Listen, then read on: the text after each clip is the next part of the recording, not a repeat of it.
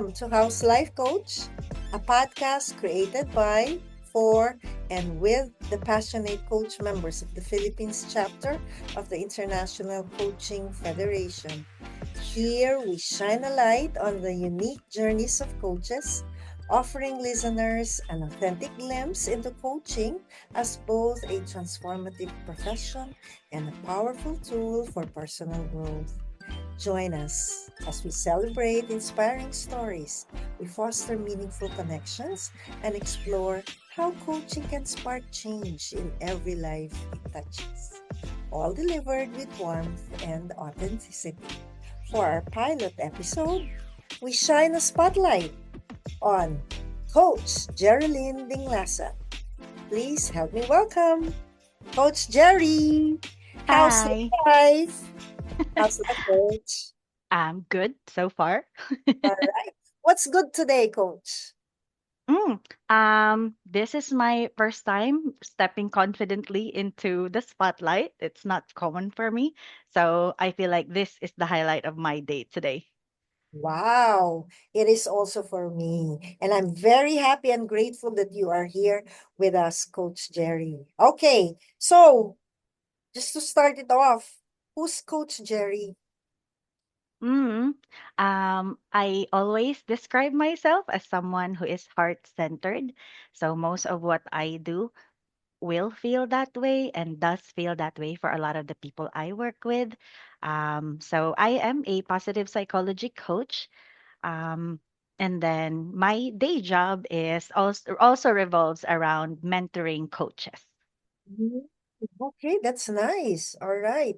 So, what inspired you to pursue coaching as a Mm, profession or as a career? That's a funny story. Whenever I get asked that, I always start with it's a funny story because I actually started as a financial advisor because I Uh-huh. really wanted to help people, and the tool that was in my mind at the time was financial literacy. So at Mhm. the time, for me, helping meant teaching, giving people the right information so they could make better decisions. So you can see why financial advisor makes sense at the time. And then I attended a Clifton Strength session where I met Celine. Celine became my mentor and she started coaching me first. So that's where I experienced what coaching really means, how empowering, spacious, and how respectful it is as a process. So that changed my definition of helping. I realized that people don't always need more information, but what they need is a space so they can hear themselves clearly. So from there, I pursued positive psychology coaching and eventually worked towards my ACC. ICF wasn't originally part of the goal. So the more I experience and learn about coaching, the more the path revealed itself to me. Wow, powerful. So it looks like you are enjoying it. Super. Oh, super. How's your day like? So if it's a coaching day, I would limit the number of sessions that I'm allowed to book. That way I can show up fully. Mm, So I would start by making sure I'm taken care of. So, biological needs, I would attend to myself first. And whenever, before I start every session, I would just hold space and ground myself so I mm, can show up more like a blank canvas and a calming presence. And then mm, I would do that for, let's say, my maximum is three. Most of the time, I don't do three in a day. It's just one or two, just to be sure that the way I show up is full. And then after that, I would also write notes of what transpired for me internally during that session, and then I would rest or do the rest of my attend to the rest of my day. yeah. When you said this really um um ignited something in me. Calming presence. What do you mean by that? When you Mm. say calming presence, you give the calming presence to your coaches, to your clients. So calming presence to me, what it means is holding a space where someone feels held and Okay. safe. Because sometimes people think about a lot of the things that they're worrying about or considering, but because life is so fast and so tense, there's no space to really relax. And when someone is calm, everything that they tend to think about throughout the day or throughout their day to day then becomes clearer. So I want that emotional space for them to be supportive. Lovely. You said serving, helping people, right? Mm, Okay. What particular sector or segment in society are you currently helping as a coach? mm. Demographically, many of my clients are young professionals. But what makes them similar to one another more than their age is the moment in life that they're in. So most of them are navigating transitions, either in their career, their home life, and relationships. So usually, they are high performers. They function well on the outside, but internally, there's a lot of noise. There's conflicts and pressure to decide correctly or live life in an efficient way or optimal way, which is funny because we're people.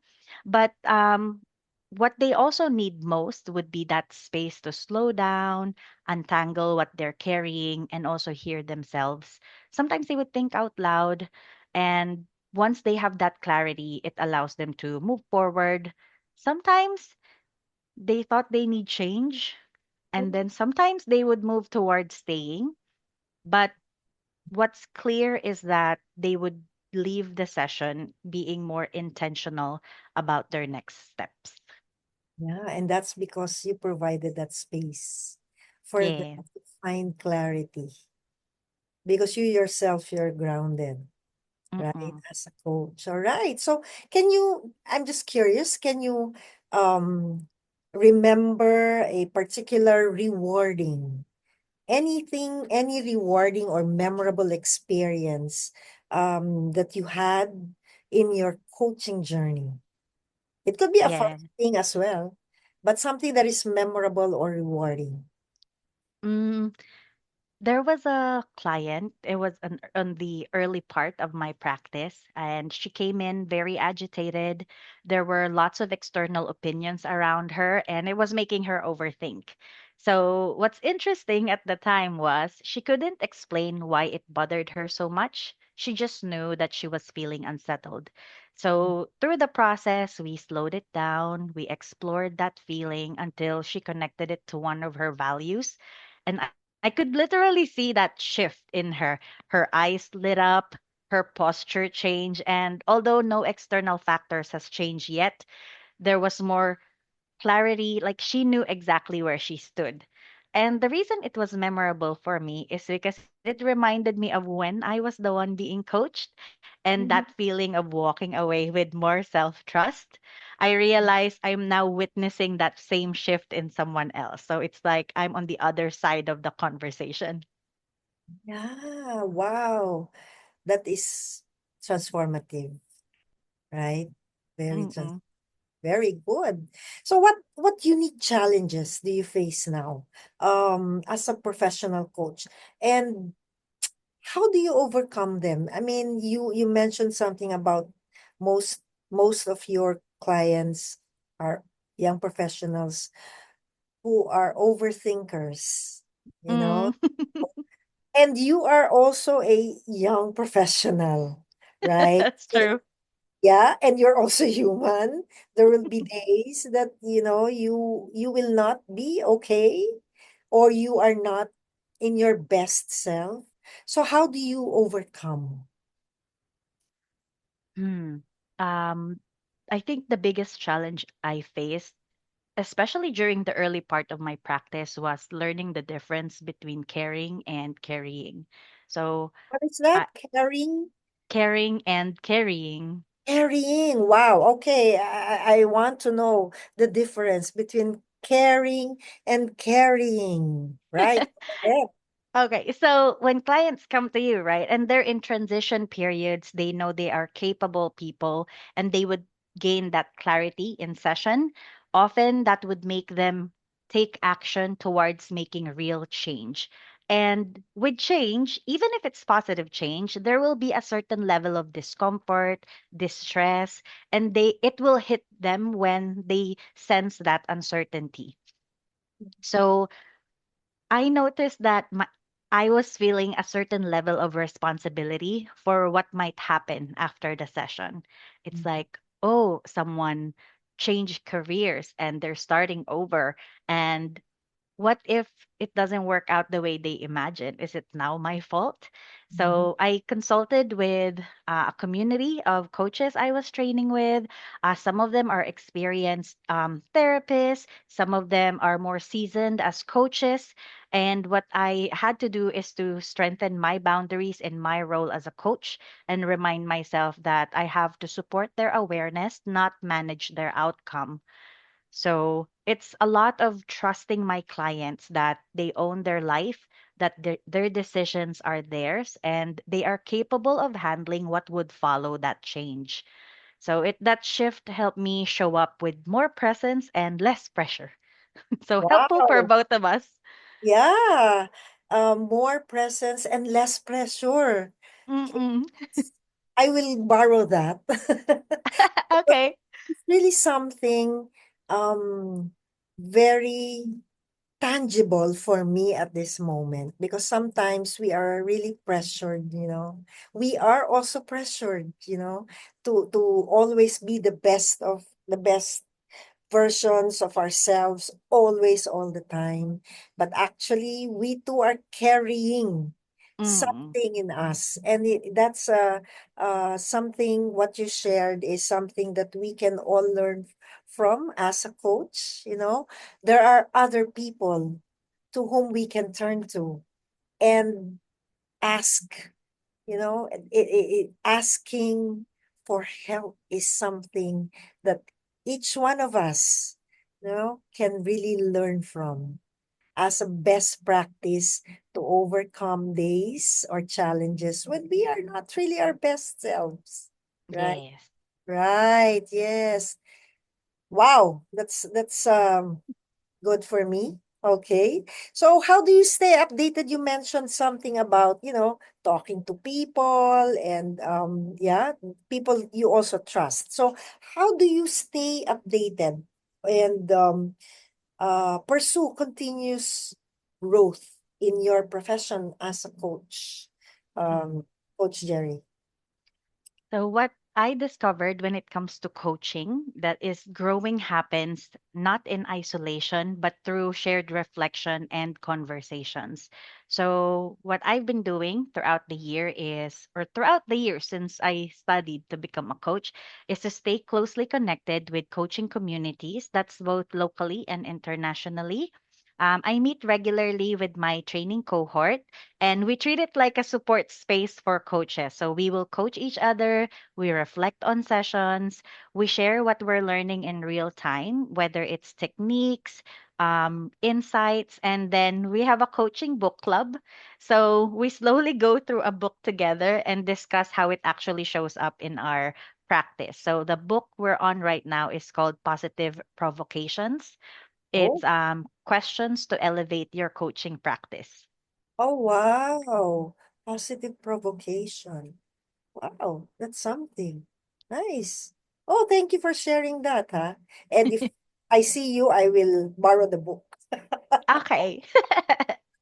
Okay, so what for you is um the best part of coaching?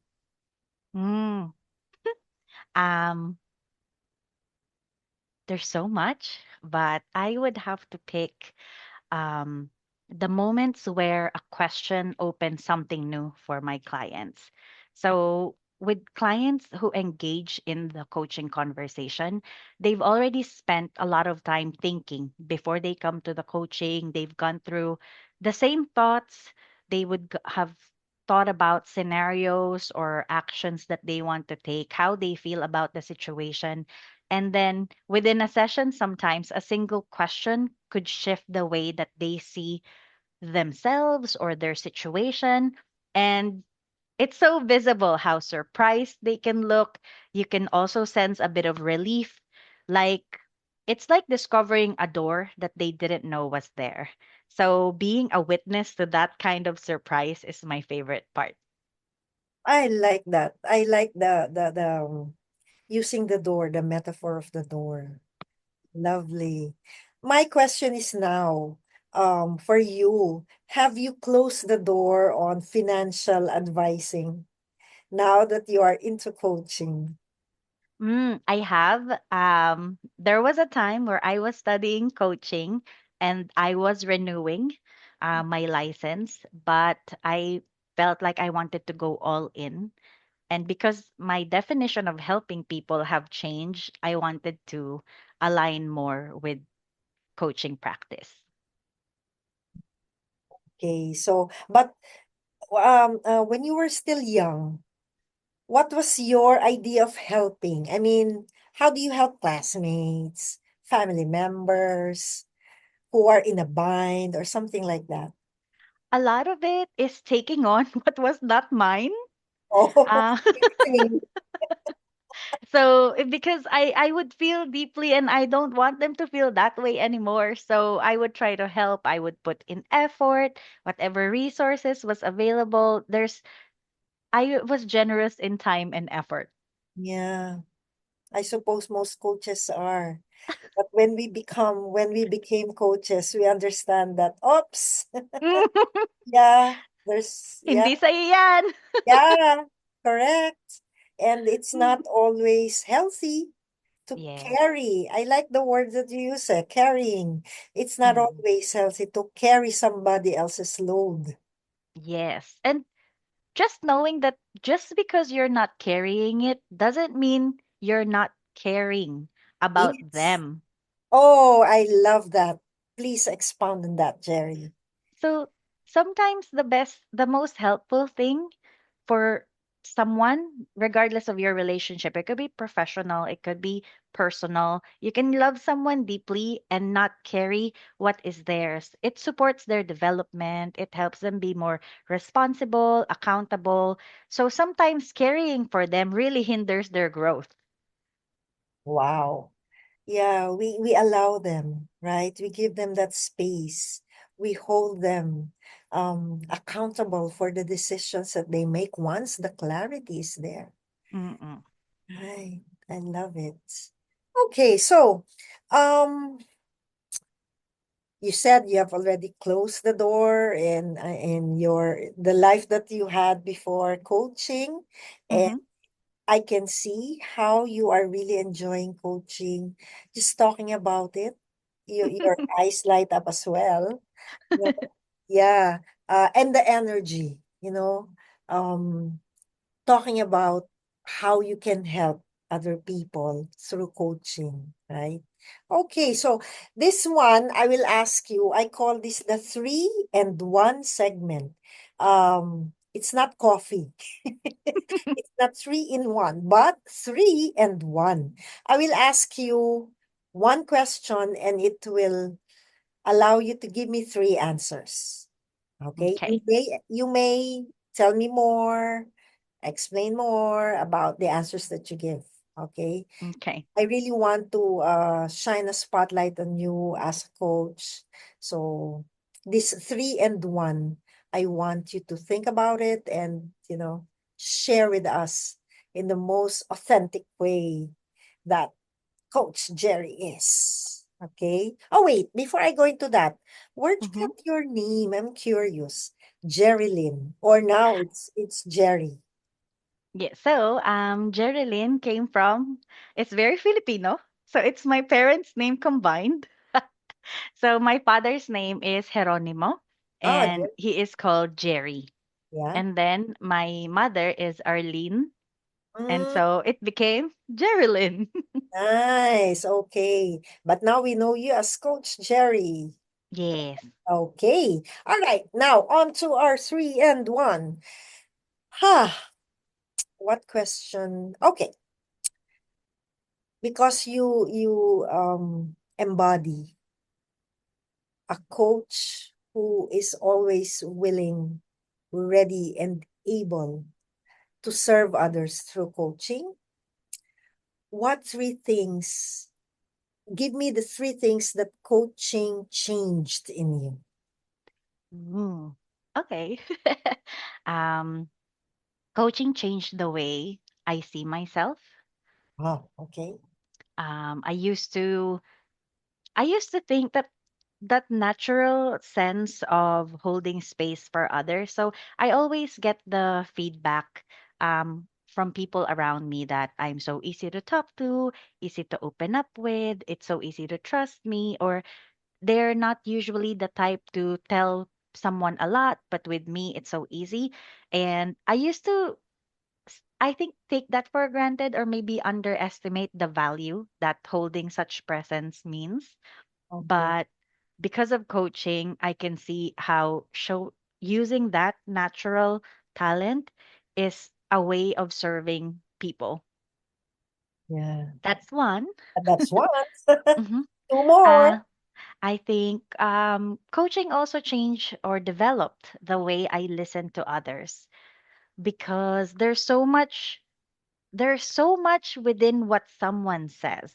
And I used to be the kind of person who will take your word for it, I'd say. I would feel some, depending on the tone, the body language, I would already feel it. But if you say one thing, then I will just take your word for it. But learning, coaching, and knowing how humans are, it gave me more, it developed really the way that I would listen to others. I take in all other information aside from just the words. And I also learned to reflect. Um, and hmm, finally, I think the biggest thing is, and I may have mentioned it in passing, but coaching has changed my understanding of what it means to help. I thought helping meant being there all the time. I thought helping meant giving what you have. I thought helping meant taking it on for Mm. them. And then there was also a lot of like educating that I thought meant you were helping. But now it's there's so much more trust in others and their capabilities to live their lives. So it's like you also learned how to let go. Yes. Yeah, letting go of things that you cannot really, you know, change or do for other people as much as we want to. When you're talking about that, Coach Jerry, it's Mm. like I'm looking in the mirror, looking at, and someone is talking back to me and saying, yeah, you too have the tendency to fix everything for other people, right? But with coaching, it has changed us in more ways than one. Super. So you mentioned my question was how or the three things that coaching changed in you. You mentioned that it changed the way you see yourself, okay, and it changed the way your communications, your your Mm-hmm. listening skill, and you have more time to reflect, right? You have become more reflective with the listening and more reflective. And then, of course, how you view how it is to help, Mm. right? Wow, very good. And now, for our last, the three and one, how do you see yourself, Coach Jerry, in maybe 5 years from now? Mm. Hmm.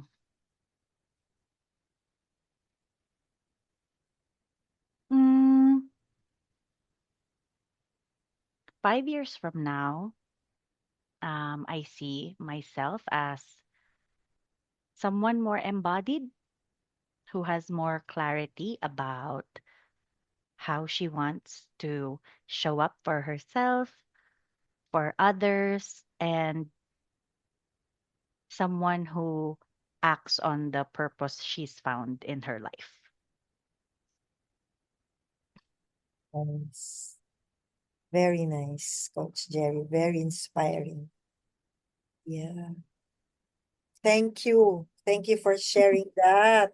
Thank you for sharing that to us and to our followers, our viewers, as we begin this podcast of spotlighting our coaches. We want people to know that we too are human, Yes. but we primarily want to move hearts in the direction that our clients or our coaches would want to go, right?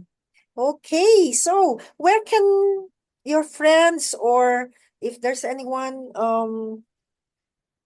interested to get to know you more or to just have a conversation with you, coach, where can they reach out to meet you? So I am on LinkedIn. They can find me using my full name, Jerilyn Dinglasan. In on socials like Instagram or TikTok, my handle is Coach to Bloom. Wow. Coach to Bloom. Nice. Nice. Nice. Okay. And do you have a website or? Mm. At the moment, I will make one in within the ICF website. Yes. So I would love to take advantage of the benefit of the web hosting. Until then, I will be more active in my socials and LinkedIn so I can share what's going on or anything new I've been learning.